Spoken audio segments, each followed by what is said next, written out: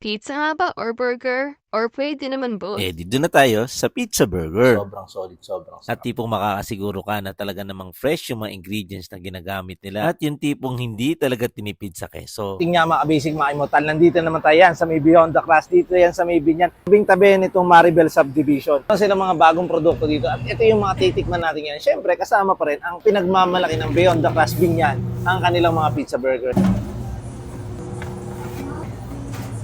Sa mga nag-iisip ng ihanda ngayong darating na Pasko at saka bagong taon. Isa ito sa napakagandang ihanda, ang pizza burger ng Beyond the Crust. Dito lang yan sa may Binyan. Available nga rin sila sa GrabFood and open sila daily.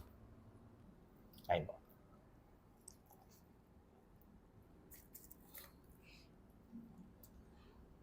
Lagyan natin ng hot sauce.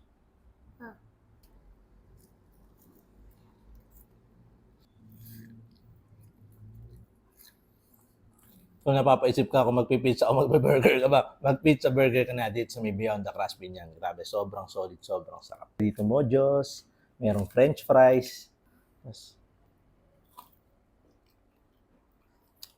yung mojos na dito nakakatuwa. Oh.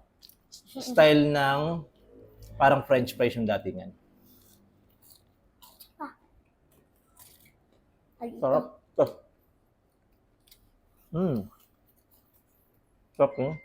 Pero syempre, kung meron silang pizza burger, meron din silang mga normal pizza. Ito yung kanilang shawarma. Sarap. Panalo.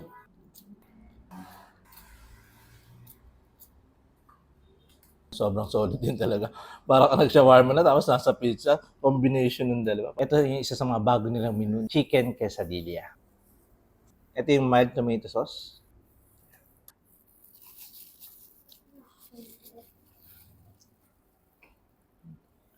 Curious ako kung nilog. Buksan ba? Sarap po. Chicken quesadilla. Tapos pinalaman natin.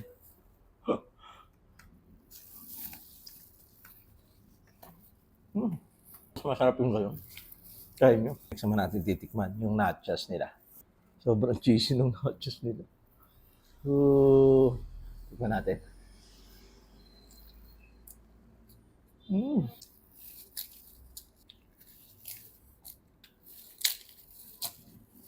Tapos naman natin yung alaki. Yung lalaki ng chicken niya. Tignan nyo. 4 na piraso. Yung pinaka-servings niya.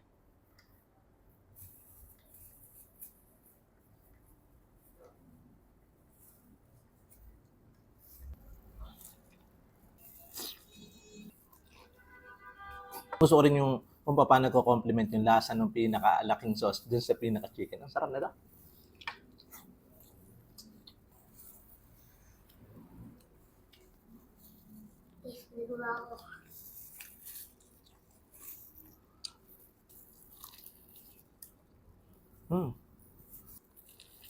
Natin sausaw sa sweet chili sauce. Kumagat agad yung anghang niya. Manalo. Kaya naman iniimbitahan ko kayo magpunta, mag-dine in or mag-take out sa Beyond the Crust Binyan para matikman nyo kanilang mga bagong products and yung mga pizza burger nila.